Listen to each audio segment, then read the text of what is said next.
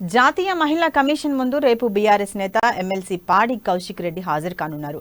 Telangana governor Tamilisai సౌందరరాజన్పై Kaushik Reddy అనుచిత వ్యాఖ్యలు చేసినందుకు సుమోటోగా స్వీకరించి కౌశిక్ రెడ్డికి నోటీసులు జారీ చేసింది.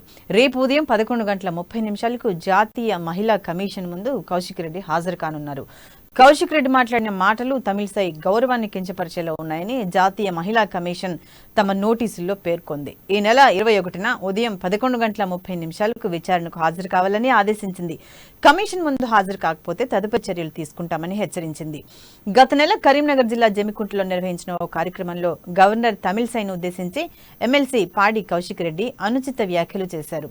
రాష్ట్ర అసెంబ్లీ కౌన్సిల్ ఆమోదించి పంపిన బిల్లులను గవర్నర్ తన దగ్గరే పెట్టుకుంటున్నారని చెబుతూ అసభ్య పదజాలం ఉపయోగించారు. దీనిపై తీవ్ర విమర్శలు రావడంతో జాతీయ మహిళా కమిషన్ సుమోటోగా తీసుకుంది. కౌశిక్ రెడ్డికి నోటీసులు జారీ చేసింది.